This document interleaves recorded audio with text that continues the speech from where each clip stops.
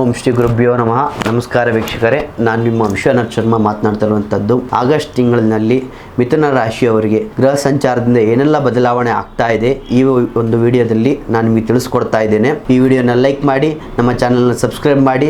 ನಿಮ್ಮ ಜೀವನದ ಯಾವುದೇ ಕಠಿಣ ಗುಪ್ತ ಸಮಸ್ಯೆಗಳಿದ್ರೂ ಕೂಡ, ನಿಮಗೆ ಎಲ್ಲೇ ಪರಿಹಾರ ಸಿಗದೇ ಇದ್ರೂ ಕೂಡ ನಮ್ಮ ನಂಬರಿಗೆ ಒಂದು ಕರೆ ಮಾಡಿ ನಿಮಗೆ 100% ಗ್ಯಾರಂಟಿ ಪರಿಹಾರ ನೀಡುತ್ತೇವೆ. ಈ ಆಗಸ್ಟ್ ತಿಂಗಳಿನಲ್ಲಿ ಗುರುಗ್ರಹದ ಅನುಗ್ರಹದಿಂದ ವೃತ್ತಿ ಜೀವನದಲ್ಲಿ ಅತ್ಯುತ್ತಮವಾದಂಥ ಬೆಳವಣಿಗೆ ಕಾಣ್ತೀರಾ. ಹೊಸ ಉದ್ಯೋಗಕ್ಕಾಗಿ ಯಾರೆಲ್ಲ ಪ್ರಯತ್ನ ಮಾಡ್ತಾ ಇದ್ದೀರಿ, ಸಂದರ್ಶನದಲ್ಲಿ ಯಶಸ್ಸನ್ನು ಕಾಣ್ತೀರಿ.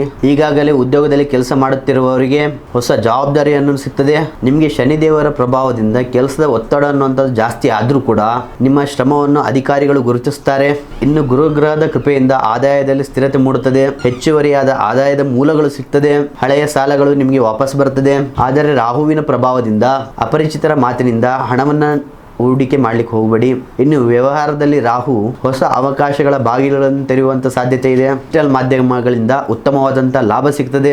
ಶನಿದೇವರ ಅನುಗ್ರಹದಿಂದ ನಿಮಗೆ ದೀರ್ಘಾವಧಿಯ ಯೋಜನೆಗಳು ನಿಮಗೆ ಉತ್ತಮವಾದಂಥ ಫಲವನ್ನು ಕಾಣ್ತೀರಿ. ಇನ್ನು ಪ್ರೀತಿಯ ಜೀವನದಲ್ಲಿ ರಾಹುಕೇತುಗಳ ಪ್ರಭಾವದಿಂದ ಅನಗತ್ಯ ಅನುಮಾನಗಳು ಮೂಡುತ್ತದೆ.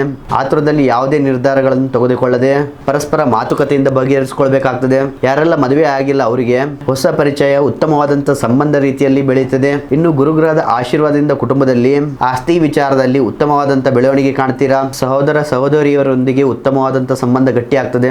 ಶನಿ ಮತ್ತು ಕೇತು ಗ್ರಹದ ಪ್ರಭಾವದಿಂದ ನಿಮಗೆ ನಿದ್ರೆಯ ಕೊರತೆ, ಮಾನಸಿಕ ಒತ್ತಡ ಅನ್ನುವಂಥದ್ದು ಹೆಚ್ಚಾಗ್ತಾ ಹೋಗ್ತದೆ. ಯೋಗ ಹಾಗೂ ಪ್ರಾಣಾಯಾಮ ಮಾಡುವುದರಿಂದ ಆರೋಗ್ಯ ಅನ್ನುವಂಥದ್ದು ಉತ್ತಮವಾಗಿರುತ್ತದೆ. ಅದೇ ರೀತಿ ವಾಹನ ಚಾಲನೆ ಮಾಡುವಾಗ ಎಚ್ಚರವನ್ನು ವಹಿಸಬೇಕಾಗ್ತದೆ.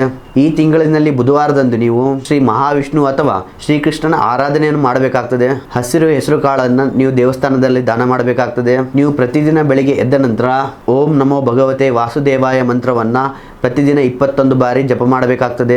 ಇದನ್ನ ಪಠನೆ ಮಾಡುವುದರಿಂದ ಮನಸ್ಸಿನಲ್ಲಿ ಆಗ್ತಾ ಇರುವಂತಹ ಚಂಚಲತೆ ಸಂಪೂರ್ಣವಾಗಿ ನಾಶ ಆಗ್ತದೆ. ಒಟ್ಟಾರೆಯಾಗಿ ಆಗಸ್ಟ್ ತಿಂಗಳಿನಲ್ಲಿ ಮಿಥುನ ರಾಶಿಯವರಿಗೆ ಕೆಲವೊಮ್ಮೆ ಗೊಂದಲಗಳು ಎದುರಾದರೂ ಕೂಡ ತಾಳ್ಮೆ ಮತ್ತು ವಿವೇಕದಿಂದ ನಡೆದುಕೊಂಡ್ರೆ ತಿಂಗಳ ಕೊನೆಯಲ್ಲಿ ಸಂತೋಷವಾದಂತಹ ಫಲವನ್ನು ಕಾಣ್ತೀರಾ. ನೋಡಿದ್ರಲ್ಲ ವೀಕ್ಷಕರೇ, ಇದಾಗಿತ್ತು ಮಿಥುನ ರಾಶಿಯವರ ಆಗಸ್ಟ್ ತಿಂಗಳ ಮಾಸ ಭವಿಷ್ಯ. ಈ ವಿಡಿಯೋನ ಲೈಕ್ ಮಾಡಿ, ಶೇರ್ ಮಾಡಿ, ನಮ್ಮ ಚಾನಲ್ನ ಸಬ್ಸ್ಕ್ರೈಬ್ ಮಾಡಿ. ನಿಮ್ಮ ಜೀವನದ ಯಾವುದೇ ಕಠಿಣ ಗುಪ್ತ ಸಮಸ್ಯೆಗಳಿದ್ರೂ ಈ ಸ್ಕ್ರೀನ್ ಮೇಲೆ ಕಾಣ್ತಕ್ಕಂಥ ನಂಬರ್ಗೆ ಕರೆ ಮಾಡಿ. ಮುಂದಿನ ಒಂದು ವಿಡಿಯೋಗಳಲ್ಲಿ ಸಿಗೋಣ. ಧನ್ಯವಾದಗಳು.